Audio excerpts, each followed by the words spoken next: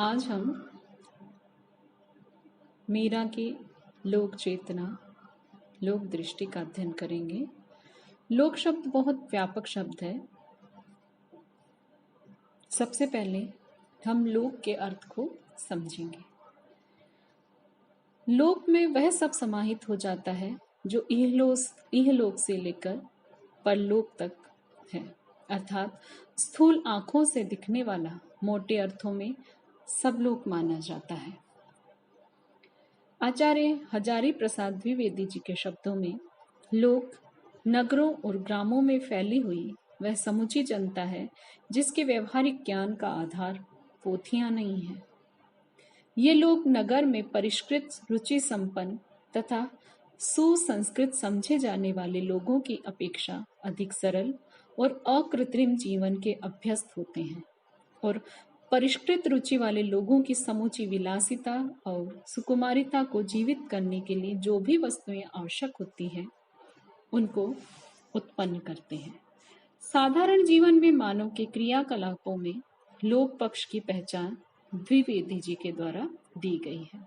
इस लोक की अकृत्रिम जीवनी शक्ति सहज पारंपरिक रीति रिवाजों, गहन विश्वासों, अनुष्ठानों, मान्यताओं, शकुन अपशकुन, तंत्र मंत्र, टोना टोटका, स्वप्न, ज्योतिष आदि का अपना अलग संसार है। लोकमानस से अधिक संबद्ध होने के कारण मध्य युग के भक्तों और संतों की वाणी में यह लोक अधिक मुखर हुआ है। मीरा की वाणी लोक चित्त की गहनता से अवगाहन करती है। लोकमानस में कागा प्रिय का संदेश न लेकर विरहीन का प्रेम भाजन बन जाता है। मीरा भी कागा का सहायता लेती है। प्रिय का संदेश लाने पर वह उसकी चोंच को सोने से मढ़वाने का भरोसा देती है।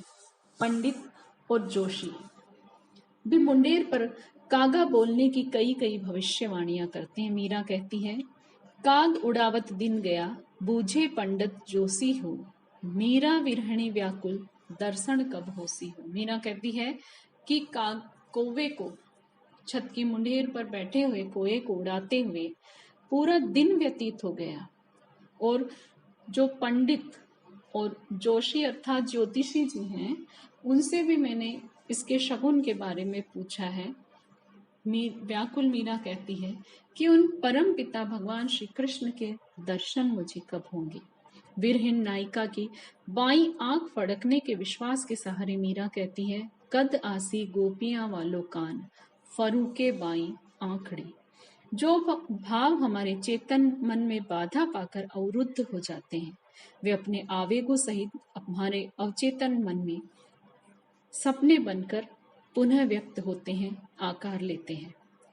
फ्राइड की और लोक की इस अवधारणा के अनुसार राणा और श्रेष्ठी वर्ग, सामंतों और प्रचलित सामाजिक मर्यादाओं के अवरोध एवं भयवश मीरा भी सपने में गिरधर के साथ प्रणय सूत्र में बंध जाती है, अखंड सौभाग्य पा जाती है और कहती है, मीरा को गिरधर मिल्या जी पूर्व जन्म के भाग, सुपने में माने परण गया जी हो गया अचल सुहाग।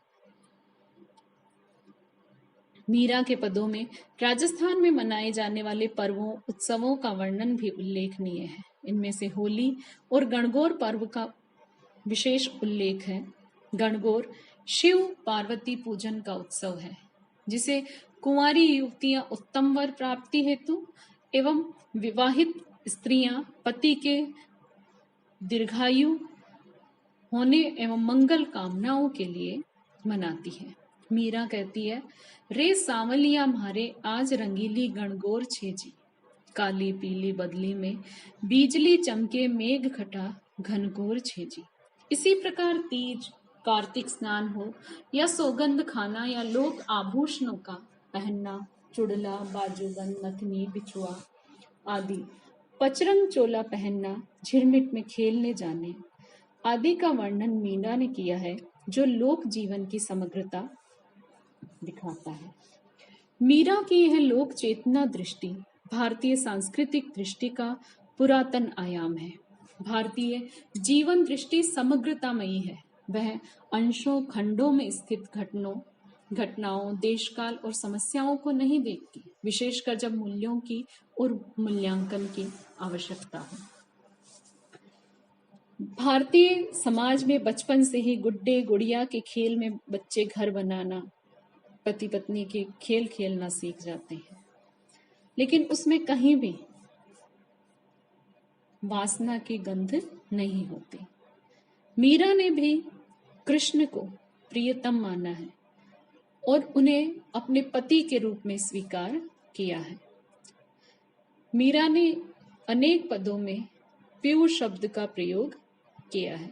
वह कहती है, पीयू की बानी बोल न बोल पपीहा, घन आए घनश्याम दूर है। हृदय में बसी मोहिनी मूर्ति, पर पलकन से श्याम दूर है। कितनी मार्मिक पीड़ा एक विरहिणी व्याकुल आत्मा के यहाँ मीरा के द्वारा व्यक्त हुई है। घन आए घनश्याम दूर है। विरहिन के लिए वर्षा ऋतु पपीहे की पीयू पीयू बोल अत्यधिक मर्मांतक और पीड़ादायक होते हैं। घन आए घनश्याम दूर हैं कहकर मीरा अपनी मानसिक पीड़ा को व्यक्त करती है। हृदय में तो श्याम सुंदर भगवान श्री कृष्ण की मूर्ति गहरे में अवस्थित है, किंतु आंखों से वह दिख नहीं रहे। यही मीरा की व्याकुलता का कारण है। बाहरी हेतु वर्षा के घन, पपीहा, पीयू की ध्वनि भावों को उद्दीप्त कर रहे हैं। घनश्याम के अभाव की भावनाएं भड़क रही हैं, किंतु वह प्राण प्रिय दूर है। यह दूरी इस घड़ी में सालने वाली है। मीरा के आलंबन श्री कृष्ण है। घनश्याम का भौतिक देह सुख नहीं, मीरा का आत्म आनंद का सुख है। मीरा स्वयं कहती है, ऐसे वर को क्या वरूं जो जन्मे और मर जाए, वरवरिया गोपाल को मार चुड़लो अमर हो जाए।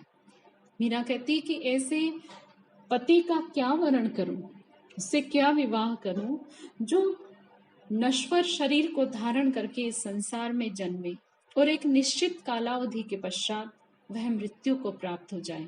मीरा कहती है, मैंने तो श्रेष्ठतम वर भगवान श्री कृष्ण का वर्ण किया है और मेरा सौभाग्य चिन्ह हाथों की चूड़ियां अमर है, क्योंकि परम पिता कृष्ण जो है वो अजर अमर है। वह भौतिक बंधनों से परे हैं। मीरा सामाजिक व्यक्ति होने के नाते सामाजिक संबंधों, रवायतों, रीतियों, व्यवहारों की शब्दावली का प्रयोग करती है। इसी कारण उसकी वाणी का, कविता का साधारणीकरण भी सरलता से हो सकता है और अपनी विरह पीड़ा में तब से आज तक स्त्रियां उसे गाती हैं।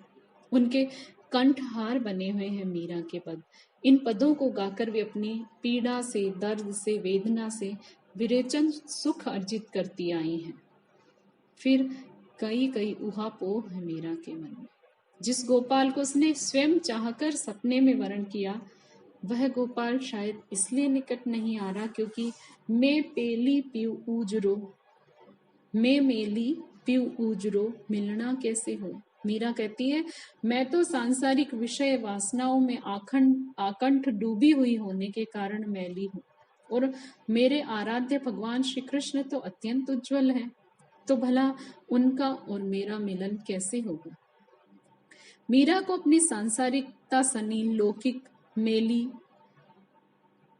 स्थिति का भान है, तो प्रियतम कृष्ण की अलौकिकता का, दिव्यता का, उनके उज्जवल होने का एहसास भी है। मीरा ने लोक से उनकी वाणी, वेदना, करुणा, भाषा की अनेक समृद्ध छवियां, धाराएं, अवरुद्ध भावनाएं ली है और उन्हें एक महाआयामी उद्दाह प्रवाह दे दिया है, जिसमें राजस्थानी भाषा, राजस्थानी लोक मानस लबालब भरा हुआ है, जो प्रांत की, सामंती समाज की, पुरुष वर्गीय मर्यादाओं की बाधा को तोड़कर बह निकल। इसमें संपूर्ण देश का संपूर्ण अवरुद्ध जनमानस संपूर्ण रूप से अवगाहन करने और तृप्ति अनुभव करने लगा। ब्रज, गुजराती, पंजाबी, मराठी ही नहीं, उड़िया, बांग्ला आदि भाषाओं में मीरा के पदों की व्याप्ति इस तथ्य को उजागर करती है। तत्कालीन केंद्रीय शासकों की भाषा के अरबी शब्द हों अरज, कीमत, अर्जी, या फिर फारसी के शब्द चाकर, चाकरी, दर, दर्द, मीरा इनसे लोक चेतना और लोक संग्रही की पुष्टि होती है, जिसे मीरा द्वारा प्रयुक्त मुहावरों में देखा जा सकता है। मीरा कहती है, दर दर डोलियां, बोल सया, रंग राच्या, बाट जोवा आदि।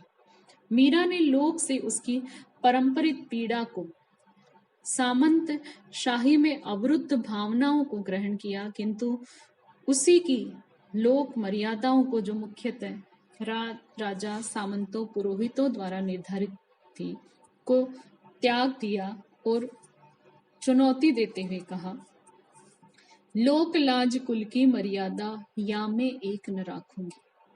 इस विद्रोही मुद्रा पर लोग ऐसा रीझा कि इन्हीं शब्दों को गाकर अपने भावों का विरेचन करने लगा। अपने लिए मुक्ति की सांसों का झरोखा देखकर राजस्थानी नारियां उल्लासित हो गाने लगी और देश भर की नारियां उन्हें उत्कंठित भाव से अपनाने लगी। मीरा के विद्रोही भाव लोक के हो गए। लोक चेतना के साथ मीरा की वाणी घुल मिलकर लोकार्पित हो गई, लोक की थाती बन गई। यही मीरा का समग्रतामय लोक है। इसमें मीरा का चित्त भी मिलकर एकाकार हो गया है। डॉक्टर जयपाल सिंह राठौड़, जो लूर पुस्तक के संपादक हैं, लूर में उन्होंने मीरा के लोक प्रसिद्ध गीतों को, जिन्हें हरिजस यानी हरि यश कहा जाता है, एकत्र करके इस लूर पत्रिका का एक अंक उन्होंने संपादित किया और उनका यह कथन यहाँ पर उद्धृत करना समीचीन है। मीरा राजस्थानी जनमानस में एकादशी और तुलसी की भांति मानी गई है, जिसके स्मरण मात्र से सांसारिक दुख और पाप विनश्ते हैं। सभी प्राणियों के प्रति दया दृष्टि और विनय का आर्त भाव मीरा की वाणी में है, जहाँ किसी को कोई भी प्रताड़ना नहीं है। मीरा ने भागवत और गीता के उपदेश श्रवण कर अक्षरशः जीवन में रमा लिए, तभी तो वहां एक को छोड़कर दूसरी धारणाओं के लिए अवकाश ही नहीं है। गीता के माध्यम से कहें तो सत्ताः कर्मण्ये विद्वांसो यथा कुर्वन्ति भारत कुर्या द्विद्वांसथासक्तश्चित् कीर्लेषु कसंगहम्। हे भारत, कर्म में आसक्त हुए अज्ञानी जन जिस प्रकार कर्म करते हैं, आसक्ति रहित विद्वान भी लोक संग्रह करना चाहता हुआ उसी प्रकार कर्म करे।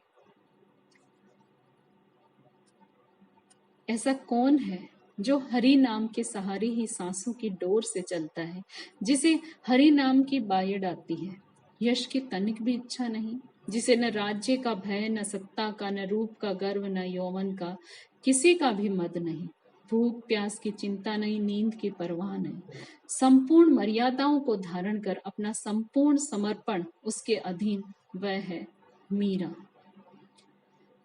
मीरा लूर के मीरा विशेषांक से ये कथन लिया है। लोकवाणी में मीरा के प्रति आदर भाव और श्रद्धा भाव के उक्त उद्धरण से यह सिद्ध हो जाता है कि लोक ने अपने विवेक की तुला पर तोलकर, सत्य की कसौटी पर कसकर मीरा के व्यक्तित्व और कथन को स्वीकार किया है।